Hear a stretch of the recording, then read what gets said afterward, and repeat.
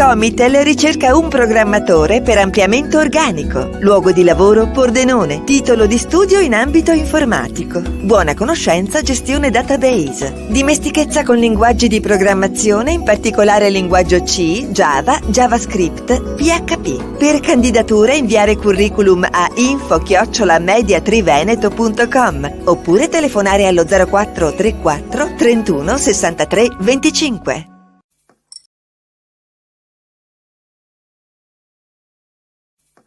Vuoi assaggiare una birra dove al suo interno scopri la specialità tipica friulana? Lumi Beer, il prodotto ricavato in 20 ettari di terreno coltivato orzodistico, biodiversità, performance ambientale. Lumi Beer nelle sue 5 versioni disponibili, 4 per consumo veloce e dissetante e la versione Magnum per intenditori. Lumi Beer si abbina a qualsiasi palato. Lumi Beer è un prodotto esclusivo Azienda Agricola Pancera, il buon seme, i buoni frutti. Ben ritrovati gentili amici e amiche alla visione e all'ascolto per quanto riguarda l'informazione su friulitv.net. Apriamo subito con una triste notizia perché con la scomparsa di Antonio Tozzi il Friuli Venezia Giulia non perde solo un fedele servitore delle istituzioni ma soprattutto un uomo di grande valore, rettitudine e profonda umanità.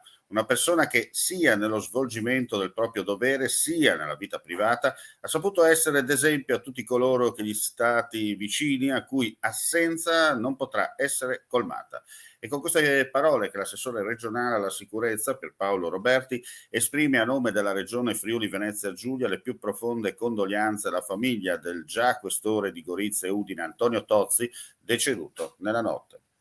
E restiamo in provincia però di Gorizia, perché ci è appena giunta in redazione la notizia. È stato identificato il responsabile del deterioramento dei manifesti elettorali dell'allora candidato sindaco Anna Maria Cisinta, avvenuto nella notte del 4 giugno scorso.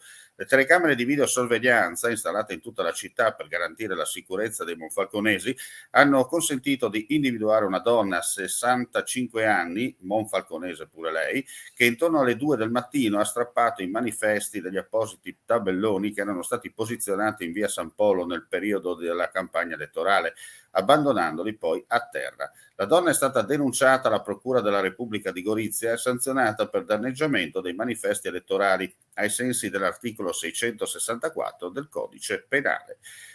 E adesso andiamo a Sappada, importanti novità per quanto riguarda il turismo e non solo, perché sostegno da parte della regione al comune di Sappada che a sua volta sviluppa tutto il Friuli Venezia Giulia, il servizio. Un sopralluogo e 3 inaugurazioni oggi a Sappada. Sopralluogo all'Orido dell'Acquatona che dopo anni di abbandono, grazie a un finanziamento regionale, riesce a ritrovare la luce entro pochi mesi ritroverà la luce con un intervento importante che lo rimette di nuovo in sicurezza e permetterà la fruibilità da parte dei turisti. Poi 3 inaugurazioni, una alle Cascatelle sul fiume Piave, una al Parco Daini dove ci sarà un nuovo parco giochi e un altro parco giochi a Pian dei Nidi. Tutte attrazioni turistiche che danno valore a una località importante come Sappada per il turismo della montagna di tutto il Friuli Venezia Giulia e che dimostrano essenzialmente 2 cose. La prima, l'interesse dell'amministrazione regionale per la montagna e quanto l'amministrazione regionale sta spingendo sul comparto turistico montano con degli ottimi risultati che stiamo vedendo negli ultimi anni. La seconda dimostrazione del fatto che in Friuli Venezia Giulia l'attenzione verso i comuni è particolarmente alta, infatti molti di questi interventi, alcuni sono finanziati dalla Regione ma molti altri sono finanziati proprio dall'amministrazione comunale che con il passaggio in Regione Friuli Venezia Giulia riesce ad avere una quantità di entrate sufficienti che le permette di fare tutti quei piccoli investimenti che non è riuscita a fare nel corso degli ultimi anni.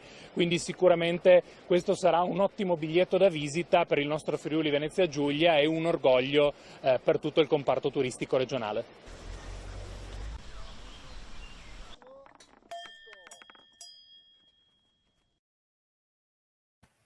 Torniamo in studio, andiamo adesso per concludere a Udine, eccellenti a scuola, nello sport, nell'impegno civile. e premiati nel corso della cerimonia di consegna del premio Giovani di Pregio, che si è tenuta ieri pomeriggio nella splendida cornice di Corte Morpurgo, alla presenza del sindaco di Udine Pietro Fontanini e del consigliere con delega alle politiche giovanili Luca Onorio Vidoni. L'evento è stato condotto dal giornalista Edoardo Anese e la serata è stata lietata da alcuni momenti musicali con i sassofonisti del Conservatorio di Udine, diretti dal professor Fabrizio Paoletti. Con il premio Giovani di Pregio, il Comune di Udine riconosce pubblicamente i casi di eccellenza presenti in città in 3 diversi ambiti di interesse e impegno dei giovani. E con questa notizia chiudiamo qui questa edizione. Ulteriori news come sempre sul nostro sito friulitv.net. Grazie per la visione e l'ascolto e non resta che augurare a tutti voi un buon proseguimento di giornata. Comitel ricerca un programmatore per ampliamento organico, luogo di lavoro Pordenone, titolo di studio in ambito informatico, buona conoscenza gestione database, dimestichezza con linguaggi di programmazione, in particolare linguaggio C, Java, JavaScript, PHP. Per candidature inviare curriculum a info@mediatriveneto.com oppure telefonare allo 0434 31 63 25.